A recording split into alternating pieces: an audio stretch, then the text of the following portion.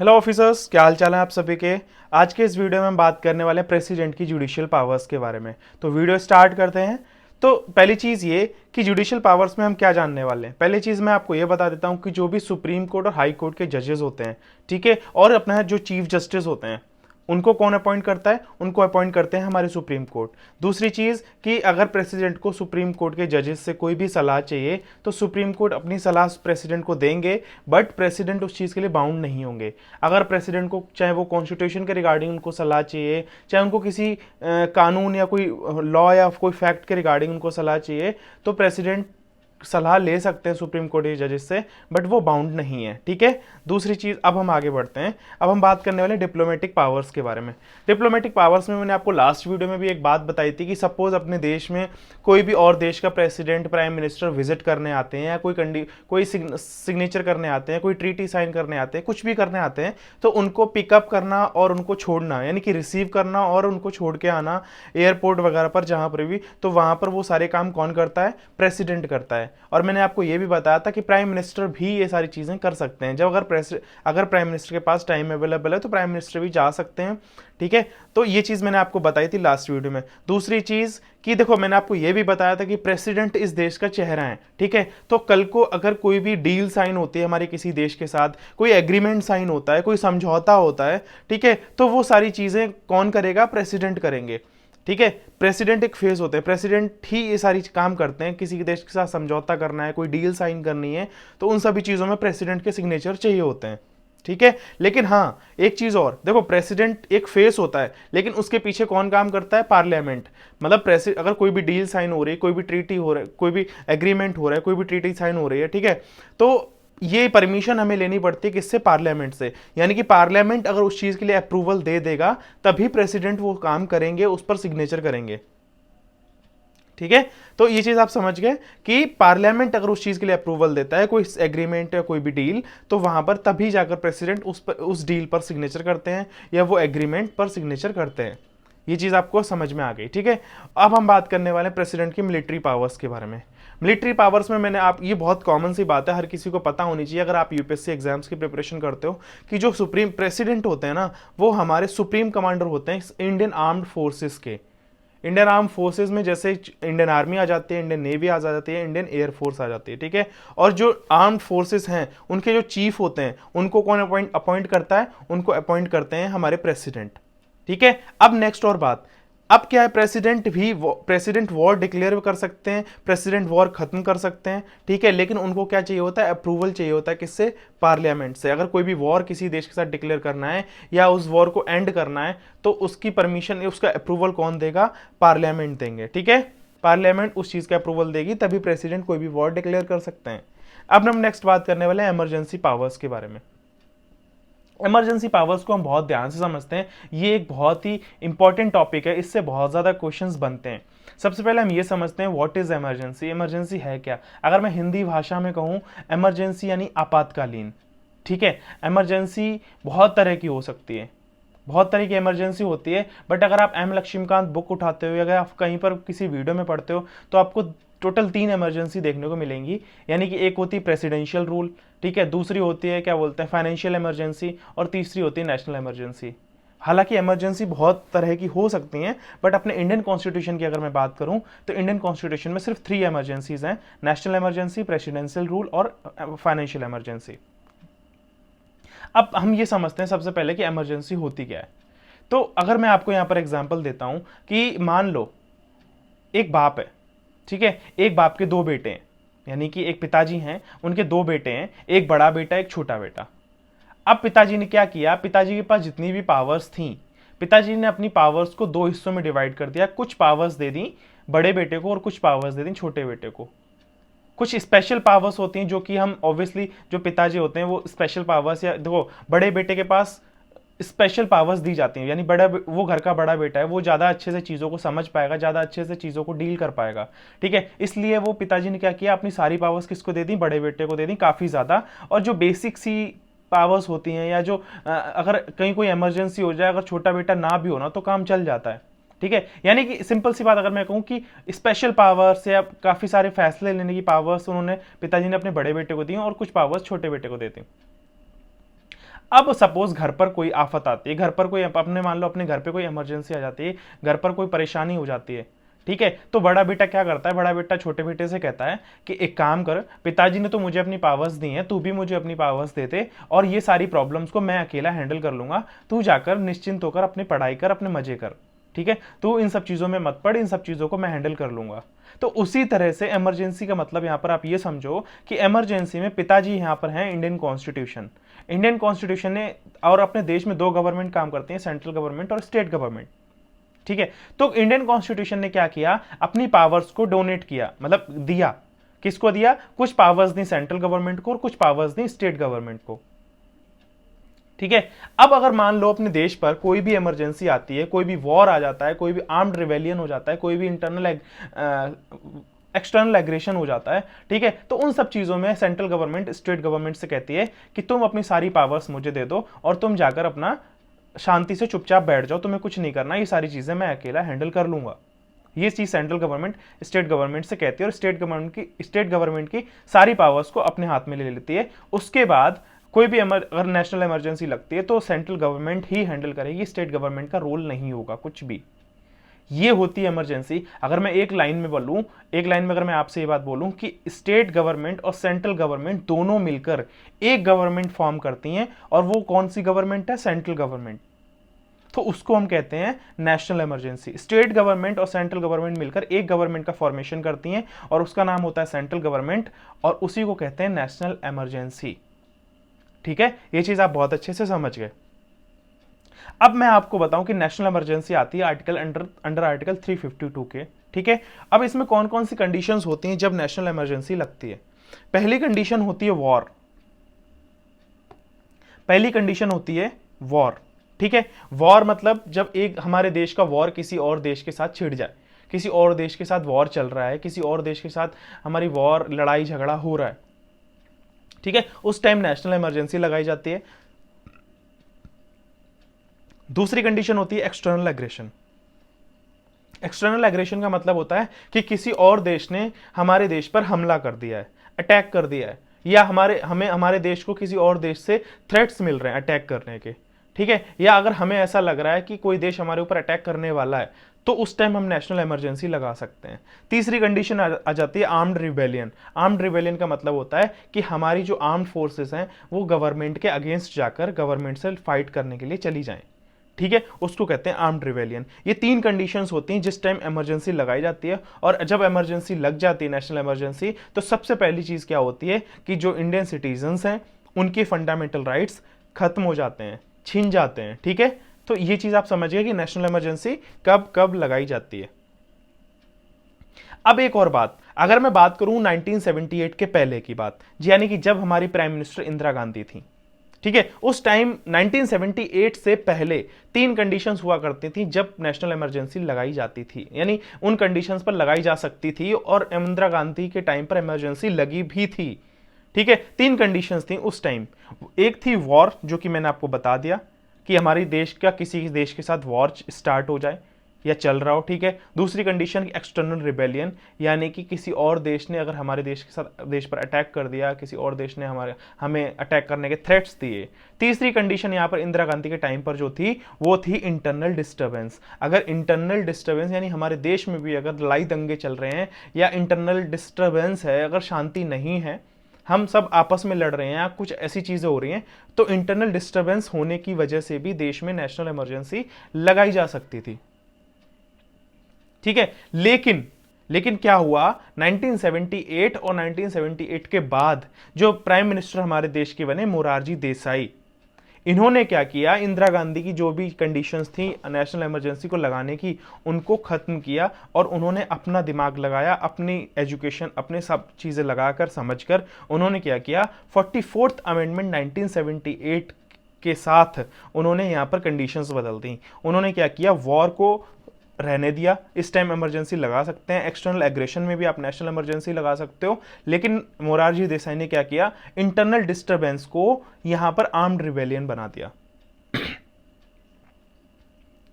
ठीक है। तो यहां पर मोरारजी देसाई ने क्या किया, इंटरनल डिस्टर्बेंस को अगर इंटरनल डिस्टर्बेंस होती है तो नेशनल इमरजेंसी नहीं लगेगी 1978 के बाद, तो मोरारजी देसाई ने 44th अमेंडमेंट 1978 के बाद उन्होंने इंटरनल डिस्टर्बेंस हटाकर वहां पर आर्म्ड रिबेलियन अगर होता है तो नेशनल इमरजेंसी लगाई जा सकती है। आर्म्ड रिबेलियन का मतलब मैंने आपको बताया कि अगर हमारी इंडियन आर्म्ड फोर्सेस अगर गवर्नमेंट के अगेंस्ट जाकर उनसे फाइट करती हैं तो नेशनल इमरजेंसी लगाई जा सकती है।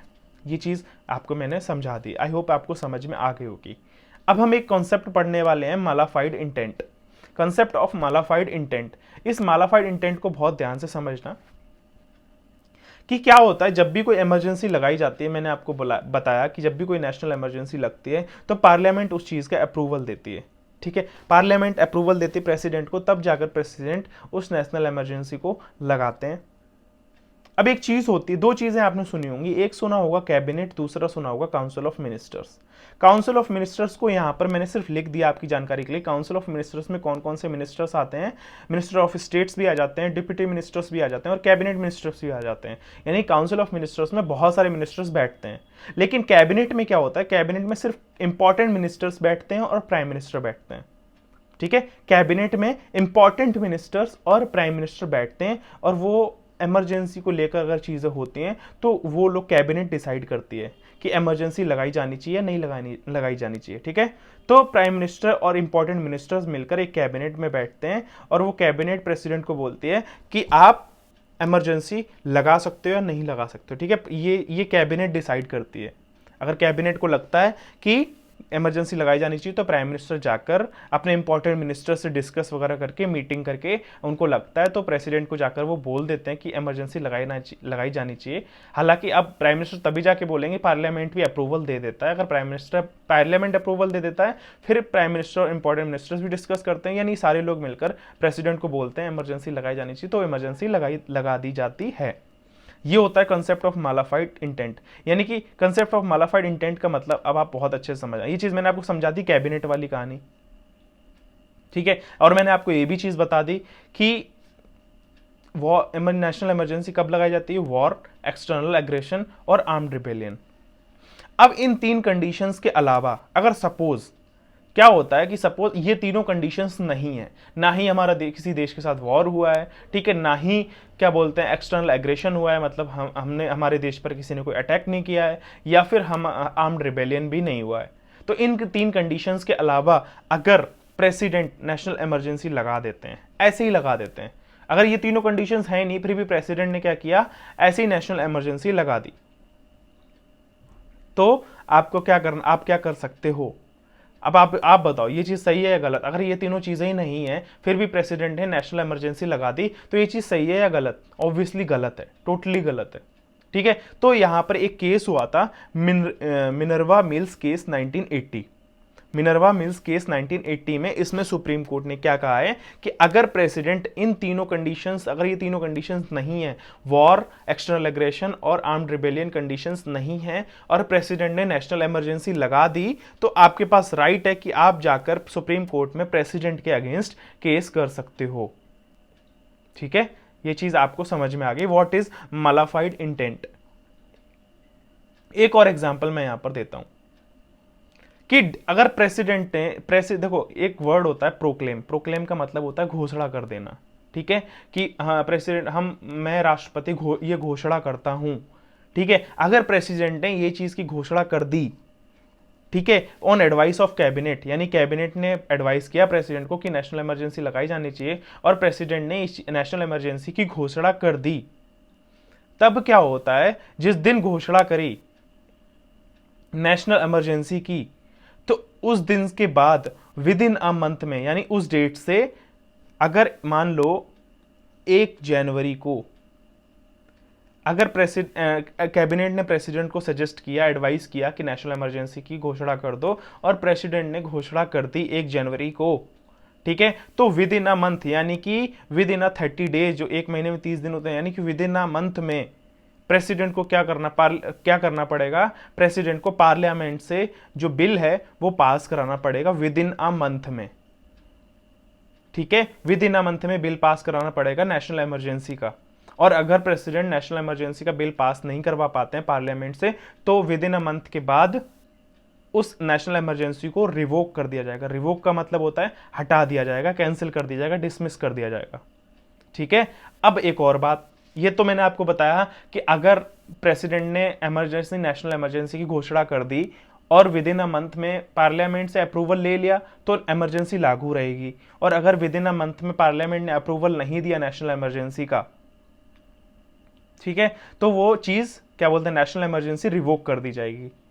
अब यहां पर आता है, अगर मान लो पार्लियामेंट ने अप्रूवल दे दिया, तो ऐसा नहीं है कि भाई एक बार प्रेसिडेंट ने इमरजेंसी की घोषणा कर दी, नेशनल इमरजेंसी की, ठीक है, उसके बाद पार्लियामेंट ने भी अप्रूवल दे दिया कि हाँ चलो आप नेशनल इमरजेंसी लगाओ। तो ऐसा नहीं है कि उसके एक बार इमरजेंसी लगा दी तो अब सालों साल नेशनल इमरजेंसी लगी रहेगी, जब तक प्रेसिडेंट का मन नहीं करेगा तब तक लगी रहेगी, ऐसा नहीं है। प्रेसिडेंट को अब क्या होगा कि हर 6 महीने के बाद, जैसे कि जब विद इन अ मंथ में उन्होंने अप्रूवल लिया पार्लियामेंट का कि भाई नेशनल इमरजेंसी लगाए रखनी चाहिए या नहीं, पार्लियामेंट ने अपना अप्रूवल दिया, उसी तरह से जिस दिन प्रेसिडेंट ने घोषणा कर दी इस दिन से इमरजेंसी, नेशनल इमरजेंसी लागू है, उस दिन के बाद से हर 6 मंथ्स बाद, मतलब हर 6 महीने बाद प्रेसिडेंट को पार्लियामेंट से अप्रूवल लेना पड़ेगा, यानी कि हर 6 महीने बाद। ठीक है। हालांकि आप 10 साल, 12 साल, 10 साल, 6 साल, 8 साल इमरजेंसी लगा सकते हो, लेकिन इमरजेंसी लगाए रखने के लिए आपको हर ईच 6 मंथ्स में आपको पार्लियामेंट से परमिशन लेनी पड़ेगी नेशनल इमरजेंसी लगाए रखने की, with special majority, not a simple, हालांकि स्पेशल मेजोरिटी के साथ। ठीक है। तो ये चीज आप समझ गए कि अगर, एक बार मैं वापस से रिपीट करता हूं, अगर कैबिनेट ने एडवाइस किया किसको, प्रेसिडेंट को, कि भाई नेशनल इमरजेंसी लगाई जानी चाहिए, और फिर प्रेसिडेंट ने घोषणा कर दी नेशनल इमरजेंसी लगाने की, ठीक है, यानी कि प्रोक्लेम कर दी, प्रेसिडेंट ने प्रोक्लेम कर दिया नेशनल इमरजेंसी के लिए। ठीक है। अब प्रेसिडेंट को विद इन अ मंथ में पार्लियामेंट से अप्रूवल चाहिए होगा नेशनल इमरजेंसी लगाए रखने के लिए, और एक बार अगर पार्लियामेंट ने अप्रूवल दे दिया, उसके बाद अगर आपको 1 साल 2 साल नेशनल इमरजेंसी लगाकर रखनी है तो पार्लियामेंट को ईच 6 मंथ्स में पार्लियामेंट से वापस से अप्रूवल लेते रहना होगा। ठीक है। और अगर पार्लियामेंट पर अप्रूवल नहीं देती है तो नेशनल इमरजेंसी रिवोक कर दी जाएगी। ठीक है। विद स्पेशल मेजोरिटी के साथ पार्लियामेंट से अप्रूवल लेना पड़ेगा। अब हम आगे चलते हैं कि नेशनल इमरजेंसी क्या पूरे देश में जब भी नेशनल इमरजेंसी लगाई जानी चाहिए तो क्या पूरे देश में लगाई जानी चाहिए, या जहां पर प्रॉब्लम्स हैं, देश के जिस हिस्से में प्रॉब्लम्स हैं, हम सिर्फ उस हिस्से में, उस पार्ट में नेशनल इमरजेंसी लगा सकते हैं। तो आंसर इज यस, कि आप अगर मान लो यहां पर एग्जांपल है कि अगर देश के 5 स्टेट्स या 10 स्टेट्स में प्रॉब्लम है, तो आपको सिर्फ मान लो 28 स्टेट्स हैं हमारे देश में, ठीक है, तो अगर देश के 5 राज्यों में या 8 राज्यों में प्रॉब्लम है, 8 राज्यों में नेशनल इमरजेंसी लगाने की जरूरत है, जो सिक्योरिटी इशू है वो इन 8 राज्यों में है, तो आप उन 8 राज्यों में या उन 5 स्टेट्स में ही नेशनल इमरजेंसी लगा सकते हो। किसके थ्रू? 44th अमेंडमेंट 1978 के थ्रू। ठीक है। अब नेक्स्ट एक और बात, कि मैंने आपको यह बताया कि जब भी नेशनल इमरजेंसी लागू होगी आपके फंडामेंटल राइट्स छीन लिए जाएंगे, ये चीज मैंने आपको बताई। लेकिन अब यहां पर मैं एक चीज ये बता रहा हूं कि जिस दिन प्रेसिडेंट घोषणा कर देते हैं नेशनल इमरजेंसी की, ठीक है, जिस दिन प्रेसिडेंट प्रोक्लेम कर देते हैं नेशनल इमरजेंसी के लिए, उस दिन से ऑटोमेटिकली, मतलब यहां पर आप इस वर्ड को ध्यान दो कि ऑटोमेटिकली आपका जो आर्टिकल 19 है वो डिसमिस कर दिया जाएगा। आर्टिकल 19 डिसमिस कर दिया जाएगा, मतलब ऑटोमेटिकली, समझ रहे हो, ये चीज समझना, ऑटोमेटिकली अपने आप आपका आर्टिकल 19 खत्म हो जाएगा। आर्टिकल 19 आपको पता है, और अगर आपको नहीं पता है तो आप जाकर अभी गूगल पर चेक करो, और अगर आप चेक कर लेते हो तो आप प्लीज कमेंट में बताओ कि आर्टिकल 19 क्या है। मैंने बहुत अच्छे से पढ़ाए हुए हैं, हर एक आर्टिकल को पढ़ाया हुआ है, और जिन्होंने नहीं पढ़ा है वो जाकर देख सकते हो, मैंने बहुत ज्यादा डीपली पढ़ाई हुई चीजें। ठीक है। तो आर्टिकल 19 आपको ऑटोमेटिकली छिन जाएगा, और जिस दिन नेशनल इमरजेंसी लागू हो जाती है उस दिन आपका आर्टिकल 19 तो ऑटोमेटिकली छिन जाएगा। लेकिन जो अदर आर्टिकल्स आ जाते हैं, अदर आर्टिकल्स यानी आर्टिकल A358, यानी कि जो आर्टिकल 19 ऑटोमेटिकली आपका छिन जाएगा, वो किसके आर्टिकल में आता है? अंडर आर्टिकल A358 के अंडर। ठीक है। आपका ये आर्टिकल ऑटोमेटिकली सस्पेंड हो जाएगा, यानी कि फिर जो और अदर आर्टिकल्स हैं, अदर जो फंडामेंटल राइट्स हैं, जो अदर, यानी कि आर्टिकल 19 के अलावा जो और फंडामेंटल राइट्स हैं, एक्सेप्ट 20 और 21, आर्टिकल A359 के अंडर आपके डिसमिस कर दिए जाएंगे। समझो, आर्टिकल ए 359 के तहत जो भी फंडामेंटल राइट्स हैं उसमें आर्टिकल 20 और 21 को हटा के जितने भी फंडामेंटल राइट्स बचेंगे वो डिसमिस कर दिए जाएंगे। लेकिन वो डिसमिस कब किए जाएंगे, वो पार्लियामेंट से बिल पास करवाना होगा। यहाँ पर ये है कि जब आपको मैं बहुत आसान शब्दों में समझाता हूँ कि जब नेशनल इमरजेंसी प्रोक्लेम कर दी जाती है प्रेसिडेंट के द्वारा, तो आर्टिकल 19 आपको ऑटोमेटिकली सस्पेंड हो जाता है जिस दिन से घोषणा कर देते हैं प्रेसिडेंट। ठीक है, अब जो बाकी के फंडामेंटल राइट्स हैं आर्टिकल 19 को हटा के, जो और फंडामेंटल राइट्स हैं उसमें भी मैं आर्टिकल 20 और 21 को हटा देता हूं क्योंकि वो आपसे नहीं छीने जाएंगे नेशनल इमरजेंसी की ड्यूरेशन में भी। तो आर्टिकल 20 और आर्टिकल 21 को हटा के जो रेस्ट फंडामेंटल राइट्स बचेंगे वो प्रेसिडेंट बिल पास करवाकर पार्लियामेंट से आपके फंडामेंटल राइट्स छीन सकता है और छीन लेगा। लेकिन इन फ्यूचर अगर मान लो फंडामेंटल राइट्स छीन लिए गए, लेकिन इन फ्यूचर अगर प्रेसिडेंट को ये लगता है कि हाँ अब सिचुएशन अंडर कंट्रोल है, या प्रेसिडेंट को ये लगता है कि अब हमें फंडामेंटल राइट्स इनके वापस कर देने चाहिए, तो प्रेसिडेंट आपके फंडामेंटल राइट्स आपको वापस कर देगा। लेकिन फिर जब उसको अगर ज़रूरत लगेगी कि हाँ फिर से हमें छीन लेने हैं, तो वो आपके फिर से बिल पास कराकर आपके फिर से फंडामेंटल राइट्स छीन लेगा और फिर से दे देगा। मतलब वो ऐसा ये चीज़ अदर फंडामेंटल राइट्स के लिए वही चीज़ें कर सकता है कि छीन सकता है, दे सकता है वापस, छीन सकता है वापस दे सकता है, मतलब ये चीज़ प्रोसेस में रख सकता है। लेकिन आर्टिकल 19 आपको पूरी नेशनल इमरजेंसी में आपको बीच में नहीं मिलेगा जब तक नेशनल इमरजेंसी नहीं हटाई जा सकती, हटेगी। ठीक है, अब हम कुछ कंपैरिजन चार्ट पढ़ लेते हैं इंदिरा गांधी और मोरारजी देसाई का। इंदिरा गांधी के टाइम देखो, इंदिरा गांधी ना एक कह लो थोड़ी सी तानाशाही प्राइम मिनिस्टर रही है। तानाशाही मतलब कुछ शब्दों में हम उसको तानाशाही कह सकते हैं कि वो अपने मन की चलाती थी। जैसे कि मैं यहाँ पर कंपैरिजन बताता हूँ कि उसके रूल्स, उसकी कंडीशंस ना बहुत बकवास थी। बहुत बकवास कैसे ही थी कि एक तो उसकी वो नेशनल इमरजेंसी कभी भी लगा सकती थी, उसको किसी कैबिनेट का सजेशन, कोई पार्लियामेंट से बिल पास, मतलब ऐसा कोई बहुत नेक्स्ट लेवल पे टफ टास्क नहीं था उसके लिए नेशनल इमरजेंसी लगाना। ठीक है, और नेशनल इमरजेंसी लगाने के लिए क्या 2 मंथ्स में उसको बिल पास करवाना होता था पार्लियामेंट से, और एक सिंपल मेजोरिटी के साथ। उसको कोई मेजोरिटी की भी हाई फाई रिक्वायरमेंट नहीं थी, सिंपल मेजोरिटी से वो विद इन 2 मंथ्स में से पार्लियामेंट से बिल पास करवा लेती थी और अपना नेशनल इमरजेंसी लगा देती थी। उसको किसी प्रेसिडेंट, और ऐसा नहीं था कि प्रेसिडेंट घोषणा करें, पर वो खुद ही प्राइम मिनिस्टर खुद ही नेशनल इमरजेंसी लागू कर देती थी। ठीक है, तो उसी के साथ साथ मोरारजी देसाई, और उसने जो भी गलतियां, जो भी खामियां इंदिरा गांधी के अंदर थी, इंदिरा गांधी के बनाए नियम और कानून में थी, उन सब चीज़ों को मोरारजी देसाई ने सुधारा और 44th अमेंडमेंट 1978 को लेकर आए। और उन्होंने कंडीशंस यहाँ पर बनाई कि अगर अगर नेशनल इमरजेंसी लगानी है तो 1 मंथ में आपको पार्लियामेंट से अप्रूवल लेना पड़ेगा विद स्पेशल मेजोरिटी। ठीक है, तो ये कुछ कंपैरिजन था। आई होप कि आपको चीज़ें समझ में आ गई होंगी। और कुछ और चीज़ें हम पढ़ लेते हैं। यहाँ तक तो हमने क्या पढ़ा कि नेशनल इमरजेंसी लगाई जाती है तो क्या क्या चीज़ें होती हैं। अब यहाँ पर रिवोक करने के लिए बात करने वाले हैं कि रिवोक कैसे कर सकते हैं नेशनल इमरजेंसी को। रिवोक का मतलब होता है नेशनल इमरजेंसी को हटा कैसे सकते हैं। तो पहली कंडीशन यहाँ पर आती है, ध्यान से समझना, रिवोक करने के लिए पहली कंडीशन है कि प्रेसिडेंट को जब भी ये लगेगा कि नेशनल इमरजेंसी हटा देनी चाहिए तो नेशनल इमरजेंसी हटा देंगे वो, और उसके लिए प्रेसिडेंट को पार्लियामेंट से अप्रूवल लेने की कोई ज़रूरत नहीं है।